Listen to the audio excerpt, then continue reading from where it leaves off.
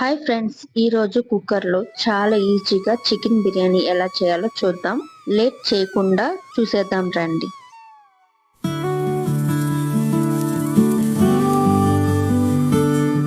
ముందుగా stove on చేసుకొని ఒక కుక్కర్ అయితే పెట్టుకున్నాము. దీంట్లోకి ఒక 2 టేబుల్ స్పూన్లు నూనె, 1 స్పూను గీ వేసుకోవాలి. ఇవి కొంచెం వేడెక్కాక బిర్యానీ ఆకు, బిర్యానీ మసాలాలు కూడా వేసుకొని 1 నిమిషం పాటు మంచి సువాసన వచ్చేంత వరకు ఫ్రై చేసుకోవాలి.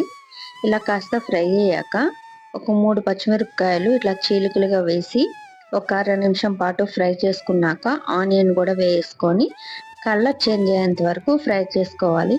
ఇలా కలర్ చేంజ్ అయ్యాక 1 స్పూన్ అల్లం వెల్లుల్లి పేస్ట్, పుదీనా, కొత్తిమీర కూడా వేసుకొని ఇది పచ్చివాసన పోయేంత వరకు ఫ్రై చేసుకోవాలి.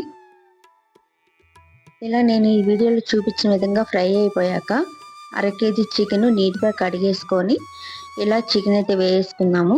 1 నిమిషం పాటు ఫ్రై అయిపోయాక 1 స్పూన్ ధనియాల పొడి, 1 spoon garam masala, 1 spoon chicken masala కూడా వేసుకున్నాము.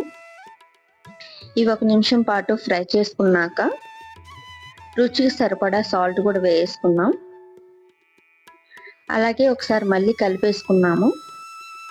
ఇలా నీట్గా ఒకసారి కలిపేసుకున్నాక వాటర్ అయితే వేసుకోవాలి. ఇక్కడ నేను 2 కప్పులు రైస్ అయితే తీసుకున్నాను, అందుకని 4 కప్పులు వాటర్ అయితే వేస్తున్నా. నేను ఇక్కడ నార్మల్ రైస్ తీసుకున్నాను కాబట్టి 4 కప్పులు వాటర్ వేసుకున్నాను. బాస్మతికి అయితే 3 కప్పులు వాటర్ అయితే సరిపోతుంది. ఇలా మూత పెట్టి ఎసరు తెల్లేంత వరకు వెయిట్ చేద్దాము.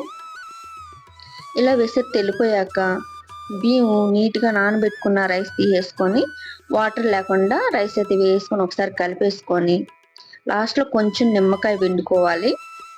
ఎందుకంటే రైస్ పొడి పొడిగా రావాలి కాబట్టి బాగొస్తుంది నిమ్మకాయ పిండుకుంటే. ఒకసారి నీట్గా కలిపేసి కుక్కర్ మూత పెట్టేసి ఒక 2-3 విజిల్లు వచ్చేంత వరకు ఉడకనివ్వాలి. ఇప్పుడైతే 2 విజిల్లు వచ్చేసింది. ఒక 5 నిమిషాలు విజిల్ పోయేంత వరకు వెయిట్ చేసి మూత తీసి రైస్ అయితే ఒకసారి చెక్ చేసుకున్నాము.